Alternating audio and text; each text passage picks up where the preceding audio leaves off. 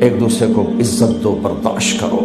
میرے نبی نے فرمایا بہترین مسلمان وہ ہے جو بیوی سے اچھا سلوک کرتا ہو، اور بیوی سے فرمایا میری شریعت میں سجدہ ہوتا تو بیوی سے کہتا خامند کو سجدہ کر۔ بہترین صدقہ اولاد کی تربیت ہے۔ پورا گھر میرے نبی نے نقشہ، ہر ایک کی قیمت بتائی۔ ماں تیرے قدموں تلے جنت، کہ کاش میری ماں زندہ ہوتی، تم دیکھتے میں کیا کرتا، میں عشاء کی نماز کے مصلی پر ہوتا، میں سورۃ فاتحہ پڑھ رہا ہوتا، ادھر سے آواز آتی میری ماں کی محمد، تو میں نماز توڑ کے کہتا لبیک اماں جان۔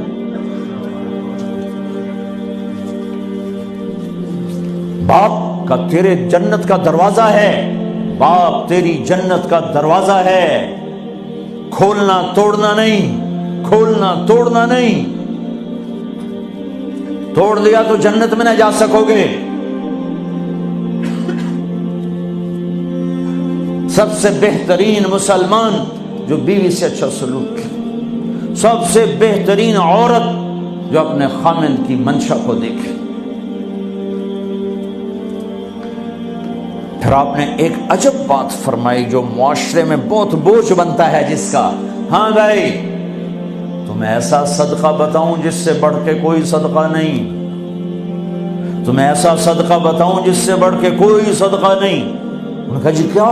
کہ الابنۃ المردودہ، جس کی بیٹی کو طلاق ہو گئی یا بیوہ ہو گئی اور گھر واپس آ گئی ماں باپ کے، یا ماں باپ نہیں ہے تو بھائی ہیں، وہ ایک بوجھ بنتی ہے ماں باپ پر بھی، اور بھائی تو ویسے ہی باغی ہو جاتے ہیں۔ میرے نبی نے فرمایا اس بچی پہ خرچ کرنا کائنات کا سب سے افضل صدقہ ہے۔ گھر، ایک گھر کیسے چلتا ہے؟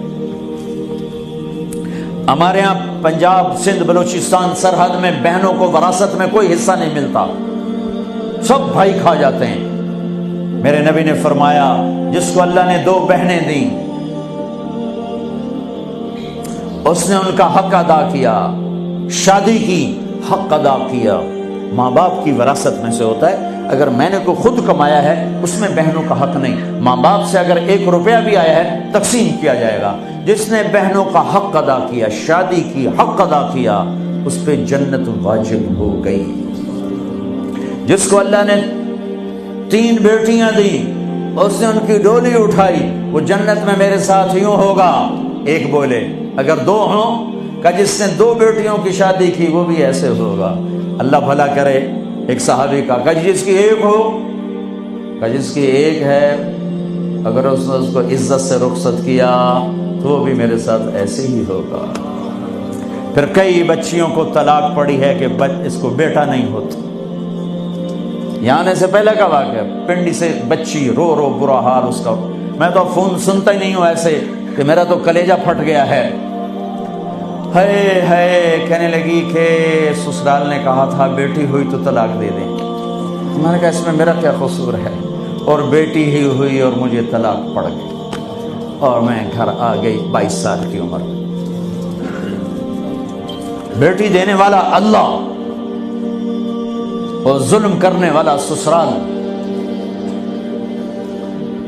میرے نبی کو اللہ نے بیٹے دے کے اٹھا لیے، قاسم اٹھا لیے، عبداللہ اٹھا لیے، ابراہیم اٹھا لیے، 4 بیٹیاں دی، 3 زندگی میں اٹھا لی، زینب، ام کلثوم، رقیہ، تینوں آنکھوں کے سامنے چلی گئیں۔ فاطمہ سے نسل چلی، آپ نے فرمایا لوگوں کی نسل بیٹے سے چلتی ہے، میری نسل میری بیٹی فاطمہ سے چلی۔ اس لعنت کو دھویا۔ عورت کا کیا قصور ہے اگر اس بیچاری کو بچیاں ہو رہی؟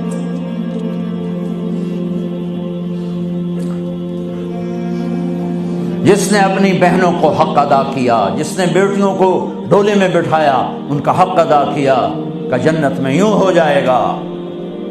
بہنوں کو دینا اتنا ضروری ہے، حرام ہو جاتی ہے روٹی۔ میں نے مولانا جمشید صاحب میرے استاد ہیں، میں نے ان سے تفسیر پڑھی۔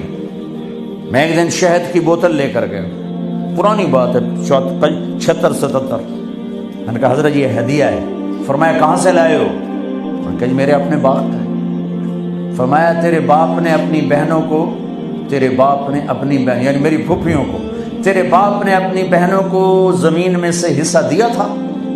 یہ سوال کیوں کیا؟ 10 روپے کی شہد کی بوتل تھی اس وقت، کہ اگر دیا تھا تو یہ میں لے لوں گا، اگر نہیں دیا تو پھر یہ حرام ہے، میں نہیں لوں گا، یہ مطلب